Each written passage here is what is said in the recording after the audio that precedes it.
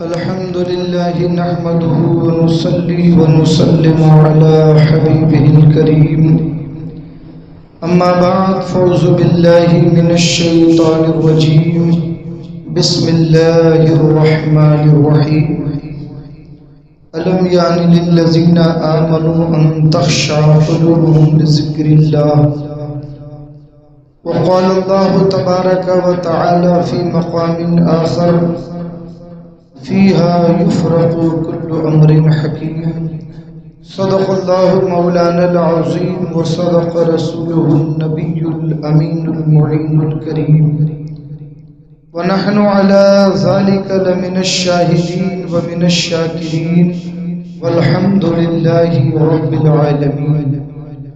معزز سامعین کرام، آئیے ہم اور آپ نہایت ہی عقیدت و احترام کے ساتھ حضور صاحب الاولاد فخر موجودات رحمت للعالمین انیس الغریبین طہ و یاسین جناب محمد رسول اللہ صلی اللہ علیہ وسلم کی بارگاہ اقدس میں درود و سلام کا نذرانہ پیش کرنے پڑھی. اللہم صلی علی سیدنا و شفیعنا و نبینا و مولانا ومولانا محمد معدن الجود والکرم وعلى آلہ واصحابہ بارک وسلم صلاۃ و سلاما علیک یا رسول اللہ صلاۃ و سلاما علیک یا حبیب اللہ. معزز سامعین کرام، شعبان المعظم کا یہ مقدس مہینہ ہمارے درمیان جاری ہے اور آج شعبان المعظم کی 12 تاریخ ہے. اس اعتبار سے انشاءاللہ الرحمن آنے والے اتوار کی جو رات ہوگی، یعنی دن گزر کے جو شب آئے گی، وہ شب برات ہوگی، یعنی 15ویں شب ہوگی، جس کے فضائل و برکات احادیث مبارکہ میں بہت کثیر تعداد میں وارد ہیں. میرے عزیزوں، میرے دوستوں، اللہ تبارک و تعالی کا یہ بہت بڑا احسان ہے کہ اس نے اس امت پر ایک خاص فضل یہ فرمایا کہ اس نے ہمیں کچھ ایسے دن، کچھ ایسی راتیں اور کچھ ایسی ساعتیں اللہ نے عطا فرمائیں کہ اگر بندہ مومن ان راتوں کی قدر کرے اور ان راتوں میں اللہ کی عبادت کرے، ان ساعتوں میں، ان دنوں میں اللہ تبارک و تعالیٰ سے اپنے گناہوں کی معافی مانگے تو اللہ تعالیٰ اس کی خطائیں معاف کر دیتا ہے اور اس کے درجات بلند فرماتا ہے. بلکہ جو عبادت ہزاروں سال کرنے کے باوجود جو نیکیاں انسان کو نہیں مل سکتی، اللہ کا بے پناہ کرم ہے کہ اس نے اس امت کو ایسی راتیں عطا فرمائیں کہ اس ایک رات میں ہم ہزاروں سال کی عبادت کا ثواب حاصل کر سکتے ہیں. تو یہ بڑا خاص فضل ہے جو اللہ نے اس امت پر کیا ہے. انہی راتوں میں سے ایک بڑی عظمت والی رات شب برات یعنی 15ویں شعبان کی رات ہے. اللہ رب العزت قرآن مجید میں ارشاد فرماتا ہے، حامیم انا انزلناہ فی لیلۃ مبارکہ انا کنا منذرین فیہا یفرق کل امر حکیم. قرآن مجید میں اللہ رب العزت نے ارشاد فرمایا، بے شک ہم نے اسے ایک برکت والی رات میں اتارا اور بے شک ہم ڈرانے والے ہیں. اور فرماتا ہے یہ وہ رات ہے فیہا یفرق کل امر حکیم، جس میں ہر حکمت والا کام بانٹ دیا جاتا ہے کہ پورے سال کتنے بچے پیدا ہونے والے ہیں، کتنے لوگوں کی موت ہونے والی ہے، کتنے لوگوں کی لسٹ زندوں میں ہے، کتنوں کے نام مردوں کی لسٹ میں ہے، کسے کتنا رزق ملے گا، کون کیسا رہے گا. یہ تمام کام اس رات میں اللہ تبارک و تعالی لوح محفوظ سے اتار کے فرشتوں کے حوالے کر دیتا ہے۔ تو میرے عزیزوں، میرے دوستوں، یہی وجہ ہے کہ اس رات کی بڑی اہمیت ہے۔ حضرت عکرمہ رضی اللہ تعالیٰ عنہ اور اس کے علاوہ مفسرین کی ایک جماعت کا یہ موقف ہے کہ اللہ نے جس رات کا ذکر کیا قرآن مجید کی اس آیت میں، اس رات سے مراد شب برات والی رات ہے، یعنی 15ویں شعبان والی جو رات ہے وہی رات اس قرآن کی آیت میں مراد ہے۔ تو میرے عزیزوں، میرے دوستوں، یہ رات ہمیں سال میں ایک مرتبہ نصیب ہوتی ہے اور اس کی برکتیں، اس کے فضائل بے شمار ہیں۔ اللہ کے نبی سید عالم صلی اللہ علیہ وسلم نے ارشاد فرمایا، اے لوگوں، جب تمہیں شعبان کی 15ویں رات مل جائے تو تم اللہ کی بارگاہ میں توبہ کرو، اپنے گناہوں سے معافی مانگو، اللہ تبارک و تعالیٰ کی رضا کے لیے اپنے تمام گناہوں کو ترک کر دو۔ میرے عزیزوں، میرے دوستوں، آپ ذرا غور کریں کہ اس شعبان کی یہ 15ویں رات، اس کے بعد پھر جو اگلا مہینہ آتا ہے وہ رمضان کا مہینہ ہے۔ اللہ تعالیٰ نے ہمیں کتنا بہتر موقع دیا کہ ہم شعبان کی 15ویں شب میں تمام گناہوں سے، تمام خطاؤں سے، تمام خرافات سے، تمام غیر شرعی کاموں سے سچی توبہ کر کے اللہ کی بارگاہ میں پاک ہو جائیں اور ہماری نیتیں صاف ہو جائیں، ہمارے دل صاف ہو جائیں اور ہمارے نامے اعمال نیکیوں کے لیے تیار ہو جائیں۔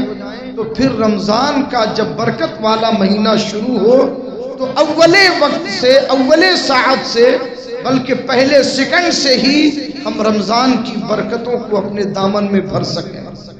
اس لیے میرے عزیزوں، میرے دوستوں، آج جمعہ کا دن اور 2 دن کے بعد پھر شب برات ہے، تو چاہیے یہ کہ ہم اللہ کی بارگاہ میں اپنے تمام گناہ کبائر و صغائر سے جو جان بوجھ کے کیے، انجانے میں کیے، نادانی میں کیے، بہکاوے میں کیے، لالچ میں کیے، ڈر سے کیے، چاہے وہ دن کے اجالے میں کیے ہیں یا رات کی تاریکی میں کیے ہیں، تمام گناہوں سے اللہ کی بارگاہ میں سچی توبہ کریں۔ سچی توبہ کا مطلب یہ ہوتا ہے کہ آدمی ایسی توبہ کرے کہ دوبارہ وہ گناہ نہ کرے، یہ ہے سچی توبہ، یعنی پورے یقین کے ساتھ، پورے عزم کے ساتھ، اے اللہ اب ہم دوبارہ یہ گناہ نہیں کریں گے۔ اللہ تبارک و تعالی ایسی توبہ کی توفیق عطا فرمائے۔ یہ توبہ کریں اور پھر شب برات کی برکتوں سے اپنے نام اعمال کو پر کریں۔ حضرت سیدنا مولا علی کرم اللہ وجہ الکریم فرماتے ہیں کہ جب تمہیں شب برات مل جائے تو تم اس رات کو اللہ کی عبادت کرو اور اس کے دن میں اللہ کے لیے روزہ رکھو۔ یہی وجہ ہے کہ الحمدللہ پورے عالم اسلام میں مسلمانوں کا یہ طریقہ ہے کہ شب برات میں وہ عبادتیں کرتے ہیں، دعائیں کرتے ہیں، قبرستان جاتے ہیں، مردوں کے لیے ایصال ثواب کرتے ہیں، اور پھر جو اگلا دن ہوتا ہے یعنی 15 تاریخ کا اس دن روزہ رکھتے ہیں۔ یہ عام طور پر عالم اسلام میں مسلمانوں کا معمول ہے، اور الحمدللہ آپ کو یہ معلوم ہے کہ ہر سال اس مسجد میں شب برات میں سحری کا انتظام کیا جاتا ہے۔ یہ اسی لیے کہ جو لوگ بھی روزہ رکھنا چاہتے ہیں اور وہ سحری سے لطف اندوز ہونا چاہتے ہیں تو وہ مسجد میں آ کے عبادت کریں اور سحری کے وقت پھر سحری کریں اور اگلے دن وہ روزہ رکھیں۔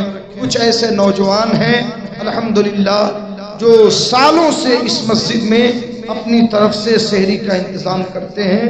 اس سال بھی آپ حضرات کو انشاءاللہ سحری کا انتظام ملے گا، آپ حضرات یہاں کے سحری کر سکتے ہیں۔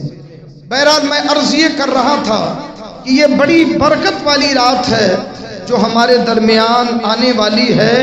اللہ تبارک و تعالی خوب جانتا ہے کہ دوبارہ یہ رات ہم میں سے کسے نصیب ہو سکتا ہے یہ ہماری زندگی کی آخری رات ہو، تو کم سے کم یہ رات جو ملی ہے اس میں تو اپنی مغفرت کا سامان کر لو۔ ابھی تو یہ ہے کہ آپ کی زندگی ہے، اللہ کا کرم ہے کہ یہ رات آپ کو ملنے والی ہے، اور خدا کرے کہ یہ رات مل جائے۔ حضرت سیدہ عائشہ صدیقہ رضی اللہ تعالی عنہا وہ فرماتی ہیں کہ میں نے ایک رات نبی کریم صلی اللہ علیہ وسلم کو اپنے بستر پہ نہ پایا۔ میری رات نیند کھلی رات میں، تو میں نے اپنے ہاتھ پھیلائے تو دیکھا کہ حضور بستر پہ نہیں ہے۔ میں اٹھی اور پھر میں کمرے سے باہر نکلی۔ جو لوگ عمرہ کرنے یا حج کرنے گئے ہیں انہیں معلوم ہے کہ مدینہ طیبہ کا جو قبرستان ہے جس کو جنت البقیع کہتے ہیں، وہ حضور کے روضہ شریف سے تھوڑی دور پر ہے، زیادہ دوری نہیں ہوگی۔ تو سیدہ عائشہ صدیقہ رضی اللہ تعالی عنہا اٹھی اور آپ چلتے ہوئے قبرستان کی طرف دیکھتی ہیں تو انہیں حضور اکرم صلی اللہ علیہ وسلم قبرستان میں دعا کرتے ہوئے ملے۔ دیکھا کہ اللہ کے نبی دعا فرما رہے ہیں، اور حضرت سیدہ عائشہ پھر واپس آئیں۔ نبی کریم صلی اللہ علیہ وسلم جب واپس آئے تو آپ نے فرمایا کہ عائشہ، آج جبریل امین نے آ کر کے مجھ سے کہا کہ یا رسول اللہ، آج کی رات آپ کی امت کے بخشش کی رات ہے۔ یا رسول اللہ، آپ اپنی امت کے حق میں دعا کریں۔ اس لیے میں قبرستان گیا اور میں نے اپنی امت کے تمام مردوں کے لیے بخشش کی دعا کی ہے۔ اللہ تبارک و تعالی میری دعا سے میری امت کے لوگوں کی بخشش فرمائے۔ میرے عزیزوں، میرے دوستوں، اس لیے مسلمان ان راتوں میں قبرستان جاتے ہیں، اس لیے کہ نبی کریم صلی اللہ علیہ وسلم کی سنت ہے۔ اپنے عزیزوں، رشتہ داروں، ماں باپ اور دوستوں احباب کی قبروں کے قریب جا کر کے وہاں پر جو بھی آپ سے ہو سکے قرآن خوانی کریں اور دعائیں کریں، اور کوئی خیر شرعی کام نہ کریں۔ جس طریقے سے ہمارے نوجوانوں نے اس رات کو ایک سیر سپاٹے والی رات بنا لیا، ہوٹل بازی والی رات بنا لیا۔ اگر اس لیے آپ چائے پی رہے ہیں کہ بھئی آپ نیند اپنی دور کر سکیں تو یہ بہتر ہے، مگر ایک بات یاد رکھیے گا کہ یہ رات بھر کا جاگنا اسی کے حق میں بہتر ہے جو فجر کی نماز پڑھ کر کے سوئے۔ اگر فجر سے پہلے آپ سو گئے اور پوری رات آپ جاگ کر عبادت کرتے رہے، اللہ کی عزت کی قسم اس رات کی کوئی برکت آپ کو نصیب نہیں ہوگی۔ فجر اگر آپ کی گئی، اس لیے کہ رات کے تمام اعمال صرف اور صرف نفل ہے، اور فجر کی نماز آپ پر فرض ہے، اور ایسی فرض ہے جو اللہ کے رسول کو بہت پسند ہے، فجر کی نماز۔ اس لیے یا تو ایسا کریں کہ آپ رات کے اتنے حصے تک، جب تک آپ جاگتے ہیں 11 بجے 12 بجے تک، آپ اللہ کی عبادت کریں، اپنی نفل نمازیں پڑھیں، اور جن کے حق میں ان کی نمازیں قضا ہیں ان کے لیے لازم ہے کہ اپنی قضا نمازیں ہی پڑھیں، قرآن کی تلاوت کریں، درود شریف پڑھیں، جو بھی ذکر و اذکار کریں، پھر سو جائیں، اور ایسے ٹائم پر اٹھیں کہ انہیں سحری مل جائے، پھر سحری سے لے کے فجر کی نماز تک ذکر کرتے رہیں، پھر فجر پڑھ کر کے سوئیں۔ اگر ایسا کریں تو یہ جو آپ بیچ میں 3-4 گھنٹہ سو گے، یہ بھی اللہ کی عبادت میں لکھا جائے گا۔ آپ سو رہے ہو لیکن ہر ایک سیکنڈ اللہ کی عبادت میں لکھا جائے گا، اس لیے کہ سونا اس نیت سے ہے کہ میں فجر کے لیے اٹھ سکوں۔ جب اس فکر میں آپ سوئیں گے تو آپ کی نیند بھی پوری ہوگی اور اللہ کی بارگاہ میں عبادت بھی لکھی جائے گی۔ اس لیے میرے عزیزوں، میرے دوستوں، خاص طور پہ میں اپنے نوجوانوں سے کہوں گا کہ یہ بائک کی ریس والی رات نہیں ہے، یہ ہوٹل بازیوں والی رات نہیں ہے، اور یہ صرف گھومنے پھرنے کی رات نہیں ہے، بلکہ عبادت کی رات ہے۔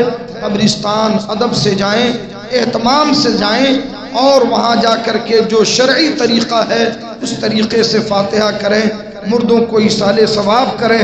اللہ تبارک و تعالیٰ کی بارگاہ میں یہ مردے آپ کی طرف امید لگائے بیٹھے ہیں کہ میرے ماں باپ، میرے بھائی بھتیجے، میرے گھر والے، میری اولادیں، میرے دوست و احباب میرے لیے تحفہ بھیجیں گے، اور یہ تحفہ کیا ہوتا ہے؟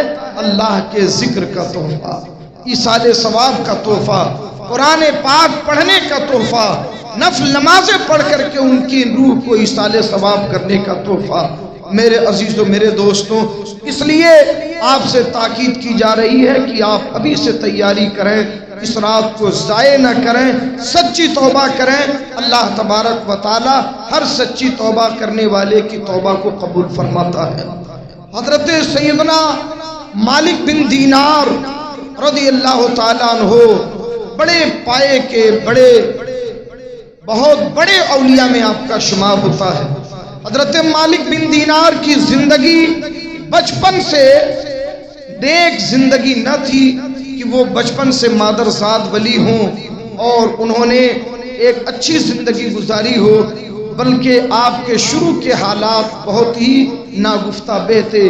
آپ کو شراب کی عادت تھی، آپ بڑے شرابی تھے اور بڑے دنیا دار قسم کے انسان تھے۔ تو حضرت مالک بن دینار سے کسی نے پوچھا کہ آپ کی جو پہلے کی لائف ہے، پرانی زندگی ہے، وہ تو بڑی گناہوں والی زندگی تھی، شراب و کباب میں ڈوبی رہتی تھی، پھر اللہ نے آپ کو ولایت کی یہ منزل کیسے عطا کی؟ آپ اتنے بڑے رتبے پہ کیسے فائز ہوئے؟ تو حضرت مالک بن دینار نے کہا کہ تمہارا سوال بالکل صحیح ہے، اصل میں نے ایک خواب دیکھا۔ معاملہ کیا تھا کہ میری ایک بچی تھی جو غالباً 2 سال کی تھی، اور جب میں شراب پیتا تو وہ میرے شراب کے باٹلوں کو اپنے ہاتھوں سے گرا کے توڑ دیتی تھی۔ مجھے غصہ بھی آتا تھا، مگر مجھے اس بچی پر اتنا پیار تھا اور میرے دل میں اس کے لیے اتنی جگہ تھی کہ کئی بار میں مہنگی شرابیں خرید کے لاتا اور وہ توڑ دیتی، گرا دیتی، غصہ آتا، مگر اس کا پیار میرے غصے پہ غالب آتا۔ تو میں اس بچی کو نہ ڈانٹتا تھا نہ مارتا تھا، بلکہ اس کی وجہ سے کئی مرتبہ ایسا ہوا کہ میں شراب پینا چاہتا تھا مگر نہیں پی سکتا تھا، کیونکہ وہ بچی میرے شراب کو گرا دیتی تھی۔ فرماتے پھر میں نے دیکھا کہ وہ بچی دنیا سے رخصت ہو گئی، اس کا انتقال ہو گیا، اور اس کے بعد شعبان کی 15ویں شب آئی تو میں نے ایک خواب دیکھا کہ میدان محشر قائم ہے۔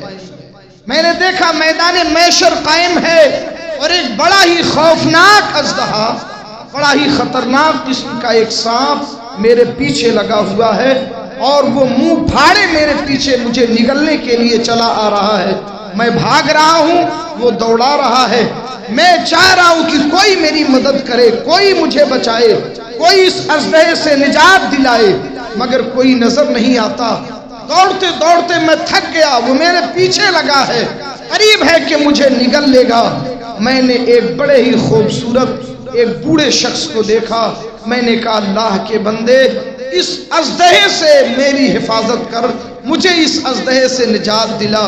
اس بوڑھے نے کہا کہ میں تو بڑا کمزور انسان ہوں، میں تیری مدد نہیں کر سکتا، اس اژدہے سے نہیں بچا سکتا، آگے جا، شاید تیری کوئی مدد کر سکے۔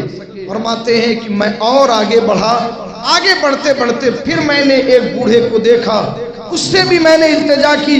اس نے کہا میں بڑا کمزور ہوں، اور آگے جا، ایک پہاڑ ملے گا، وہاں پر کچھ امانتیں رکھی ہیں، اگر تیری بھی کوئی امانت ہوگی تو اللہ تجھے اس اژدہے سے بچا لے گا۔ میں آگے بڑھا اور جب اس پہاڑ کے قریب پہنچا تو مجھے اللہ کے فرشتے نظر آئے۔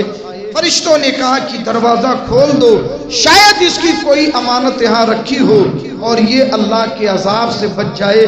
جب دروازہ کھلا اور میں اندر داخل ہوا، اژدہا میرے پیچھے ہے، قریب ہے کہ وہ مجھے نگل لے گا۔ اچانک مجھے میری بچی نظر آئی، میری وہ 2 سال کی بچی میرے سامنے کھڑی تھی۔ اس نے مجھے سینے سے لگایا، اپنے دائیں ہاتھ سے مجھے میرے گلے کو پکڑ کے سینے سے لگایا اور بائیں ہاتھ سے اژدہے کو اتنی زور سے دھکا مارا کہ وہ اژدہا بہت دور جا کر کے گرا اور وہ واپس مڑ کر کے بھاگنے لگا۔ پھر فرماتے ہیں کہ میں نے اپنی بچی کو دیکھا اور مجھے اتنا پیار آیا کہ میں اپنی بچی سے لپٹ گیا۔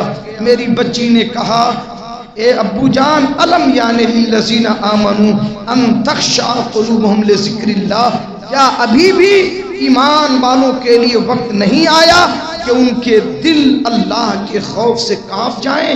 اے میرے باپ توبہ کر لو اپنے گناہوں سے، چھوڑ دو اسے، آج میں اللہ کی امانت بن کر کے تمہیں اس اژدہے سے بچائی ہوں، یہ اللہ کی مرضی ہے، مگر جہنم کے عذاب سے تمہیں نہیں بچا سکتی۔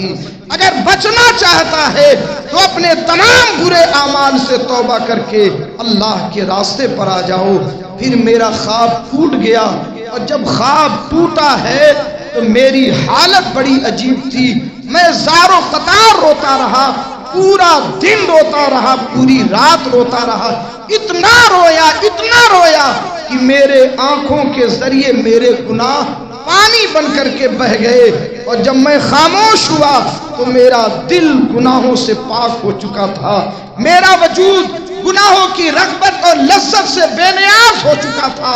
میں نے رب کو سجدہ کیا اور عرض کیا، اے مولا تو نے سچی توبہ کی توفیق دی ہے، اے مولا مجھے اپنے سچے بندوں میں شامل کر لے۔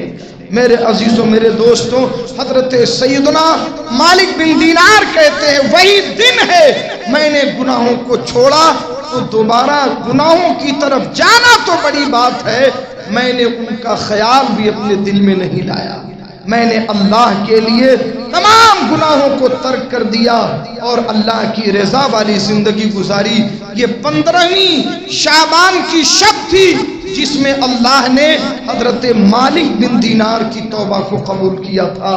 میرے عزیزوں، میرے دوستوں، ہمارے لیے بھی وقت ہے، وہ شب آنے والی ہے، ہم اپنے تمام گناہوں کو سوچیں، یاد کریں، اور اس رات میں ہی اللہ کی بارگاہ میں سچی توبہ کر لیں۔ اس سے پہلے سچی توبہ کر لیں کہ اللہ تعالیٰ تمام گناہوں سے پاک کر دے۔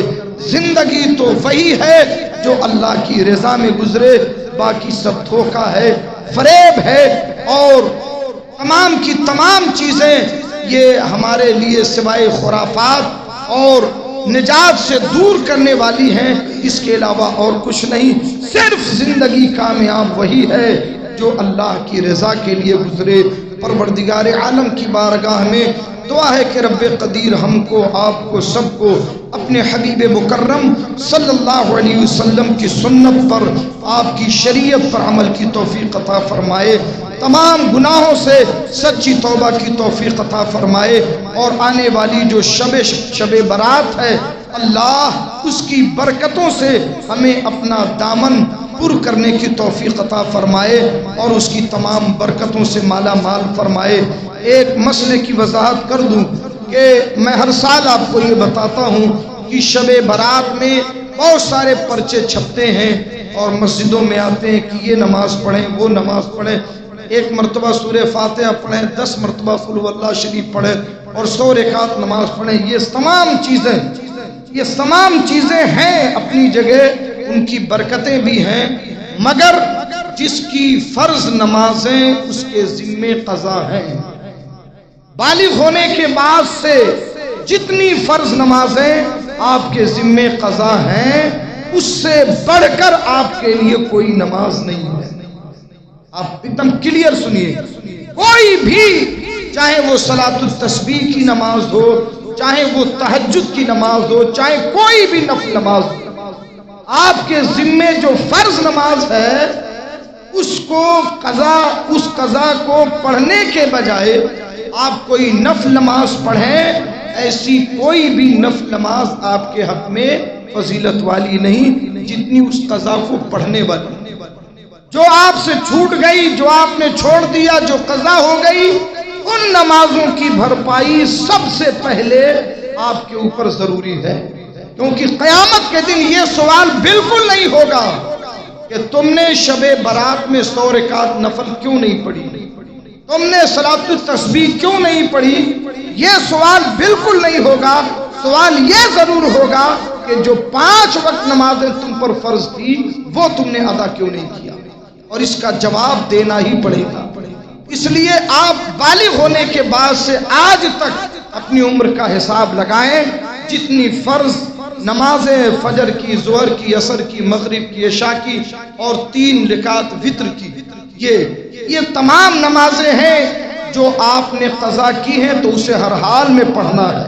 آپ اس کا حساب لگا لیں، اور سب سے بہتر یہ ہے کہ ان راتوں میں آپ اپنی قضا نمازیں پڑھتے رہیں، اللہ کی بارگاہ میں دعا کریں۔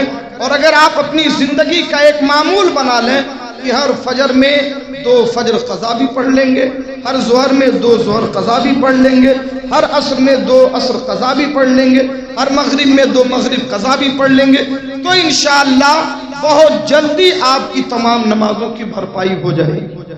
اور اس میں آپ کو شریعت نے رخصت دی ہے کہ 3 مرتبہ تسبیح پڑھنے کے بجائے ایک ہی بار تسبیح پڑھو، لمبی سورت پڑھنے کے بجائے چھوٹی سورت پڑھو۔